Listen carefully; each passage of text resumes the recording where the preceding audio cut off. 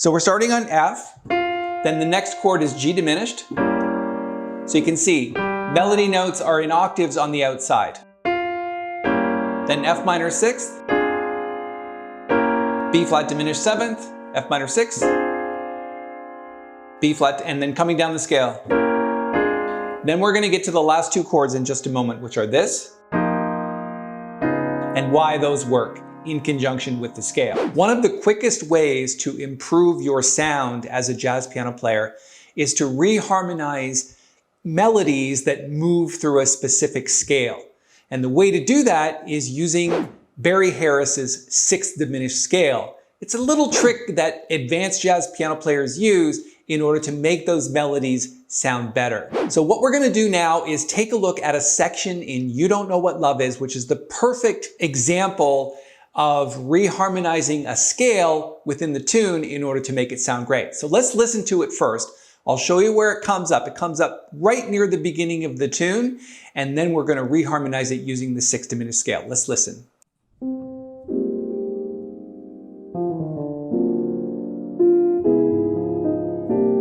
Right here, right now.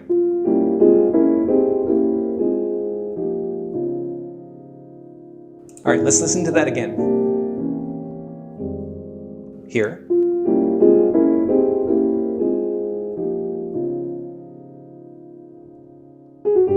Now, the interesting thing about this performance is I just played it without an idea in mind, but then I listened to it and I went, there's a bunch of ideas that we could learn as jazz piano players from this particular recording.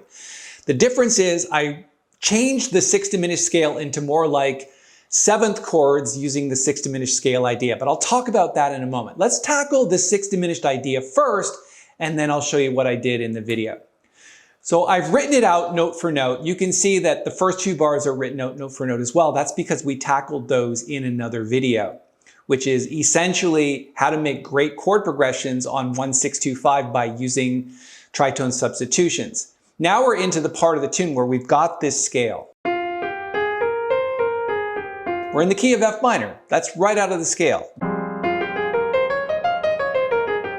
Okay. In order to reharmonize that scale, what you're going to do is you're going to make every other note that is not chord tones. So these are the chord tones. And the 6th as well. And you're going to make every other chord in between those a diminished chord. So for example, if this is F minor, 6th, the next chord up the scale is G, but diminished. The next chord up is F6, then B flat diminished, then F6, then D flat diminished, then F6, then E diminished, then back to F minor 6. Okay, so in between you've got this. These are just inversions of F minor 6th, and then every other chord is diminished chords. So when we go up the scale, all we're going to do with the left hand is to play the same note as the melody note in the right hand. So we're starting on F, then the next chord is G diminished. So you can see melody notes are in octaves on the outside. Then F minor 6th, B flat diminished 7th, F minor 6th, B flat, and then coming down the scale. Then we're going to get to the last two chords in just a moment, which are this and why those work in conjunction with the scale. Now, the thing that I did in the recording, let's go back and listen to it because you're going to hear a little bit of difference. Right here. So what's the difference between that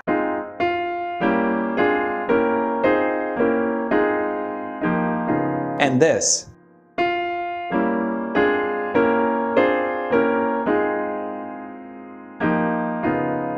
And just before we go any further, I would like to encourage you, if you like this video, to give it a thumbs up. It really helps this video and the channel when you do that.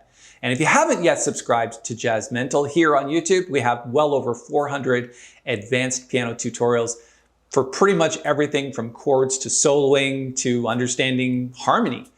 So I encourage you to subscribe to the channel and just hit the little bell when you do, and we'll notify you of the upcoming videos that we're making. We're doing 1 or 2 a week at the moment. And the difference is, instead of using F minor 6th, I'm using F minor 7th. So I'm applying the same 6th diminished scale idea, making every other note a diminished chord, but I'm playing minor 7th chords instead of minor 6th chords. So you get this sound.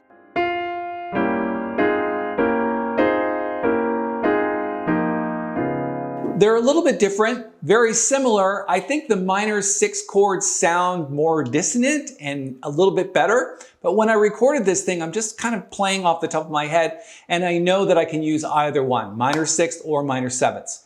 So in the recording, it's minor 7th, but I want to get you to get used to the minor 6th idea. But if we did it as minor 7th, it would be this. So the first chord is F, then G diminished, and then F minor 7th. If you put it over F, right? There you go. Now I want to discuss the last 2 chords. You've got E flat over F and then D flat 9 chord. Why E flat over F? Why didn't you just keep going with the same idea? So you could have done this, F minor 6 to C, but then you're going to here. So it's not as nice as throwing in what we call a 4th passing chord. So most of this chord is built in 4ths. It's right out of the scale, by the way. All we're doing is going from the root, up a 4th,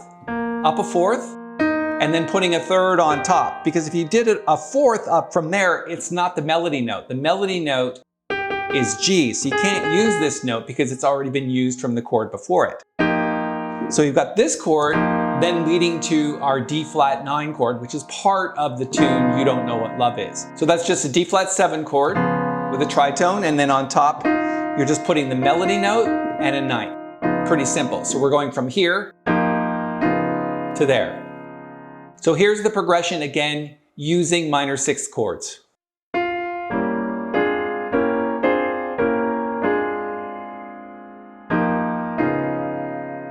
And here it is using minor 7th chords.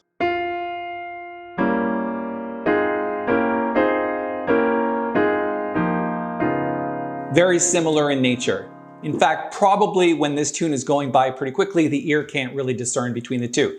But it does understand those block chords using the 6th diminished scale.